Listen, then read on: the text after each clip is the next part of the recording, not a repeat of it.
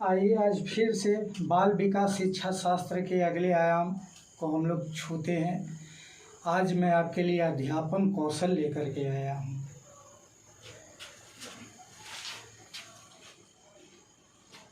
विद्यालयी शिक्षा में शिक्षकों में कौशल होना बहुत ही महत्वपूर्ण चीज़ है। शिक्षक को सहज होना चाहिए, शिक्षक को सरल होना चाहिए, शिक्षक को सहानुभूतिपूर्ण विचार रखना चाहिए और शिक्षक को स्वयं में खोजी गुण रखना चाहिए। शिक्षण कौशल के अंतर्गत अगर हम लोग देखेंगे तो प्रत्यक्ष रूप से अध्यापक अधिगम को सरल एवं सहज बनाने के उद्देश्य से किए जाने वाले शिक्षण कार्यों का व्यवहारों का समूह शिक्षण कौशल या अध्यापन कौशल कहलाता है। विद्यालय, बच्चे, शिक्षक, इनमें अन्योन्याश्रय संबंध है। तीनों एक दूसरे के पूरक हैं। कक्षा कक्ष की जो गतिविधि है, अगर शिक्षक मुखर हो, प्रसन्नचित्त हो, सहज हो और सरल हो तो बच्चों से यूं ही सहजता से जुड़ जाता है और बच्चे भी उससे जुड़ जाते हैं और यहाँ शिक्षण और अध्यापन का कार्य सुगमतापूर्वक, सरलतापूर्वक संपन्न होता है और शिक्षक में ये गुण होना ही चाहिए। अगर अध्यापन शिक्षण कौशल की अगर बात कर ले तो इसके घटक होते हैं अध्यापक सक्रियता। कक्षा कक्ष गतिविधि में शिक्षक ही सब कुछ होता है और उसी पर पूरी गतिविधियों की जिम्मेवारी होती है, इसलिए शिक्षक को हर समय अपने कक्षा कक्ष गतिविधि में सक्रिय होना चाहिए।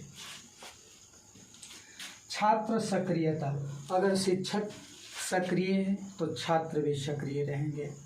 It is said that like father like son. तीसरी जो घटक है वह मौन भी होना चाहिए।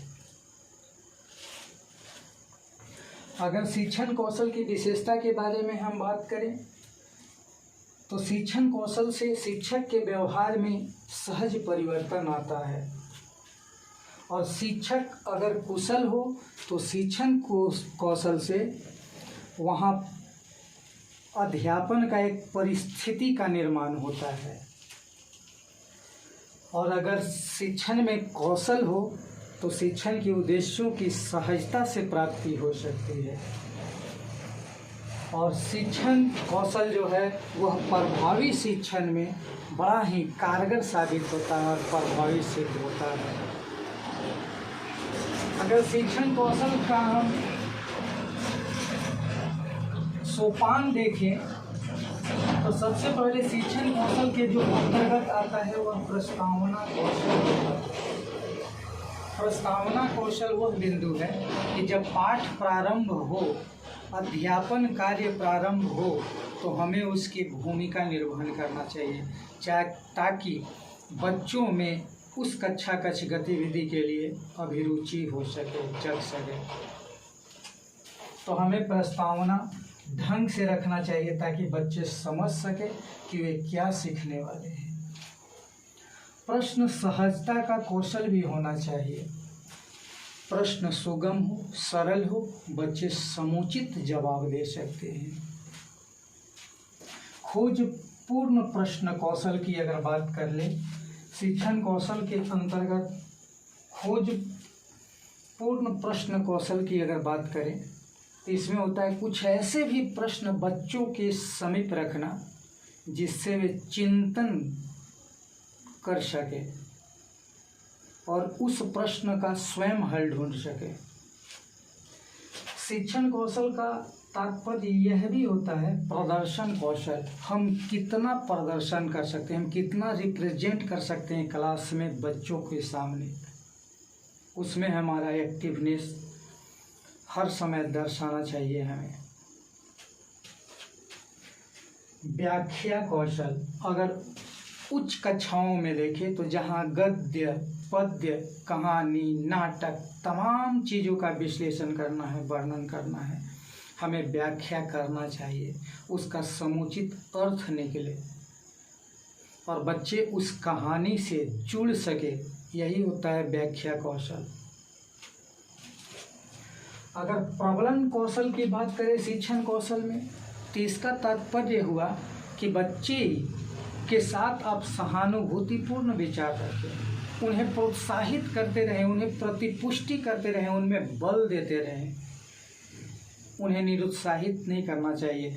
और कक्षाकक्ष गतिविधि में यह देखना चाहिए शिक्षक को नकारात्मक जो शब्द है उसको यथासंभव हटाने का प्रयास करना चाहिए। बच्चे सकारात्मक होंगे, आप सक्रिय होंगे तो बच्चे सकारात्मक होंगे। श्यामपट्ट कौशल शिक्षण कौशल का एक महत्वपूर्ण बिंदु है। अगर शिक्षक सक्रिय है तो वह चौक से खेलेगा, श्यामपट्ट के साथ खेलेगा, और हमें उसमें दक्ष होना चाहिए। कार्टून बनाने के लिए, रेखा चित्र बनाने के लिए तमाम बिंदु को रेखांकित कर करके बच्चों को अगर हम दर्शाएंगे तो हमारा कक्षाकक्ष की जो गतिविधि है वह स्वयं सक्रिय होते जाएगा। इसलिए शिक्षण कौशल का महत्वपूर्ण सोपान आता है कि शिक्षक को श्यामपट्ट कौशल में माहिर होना चाहिए। तो आज का ये शिक्षण कौशल का चैप्टर संभवतः आपको बहुत अच्छा लगा होगा और यह परीक्षायोगी साबित हो। नित नई जानकारी के लिए बाल विकास शिक्षा शास्त्र के तमाम आयामों को आसानी से पूरा करने के लिए, ताकि आप परीक्षायोगी तमाम प्रश्नों का हल ढूंढ सके, मेरे साथ बने रहिए नेक्स्ट अगले वीडियो में। तब तक के लिए धन्यवाद।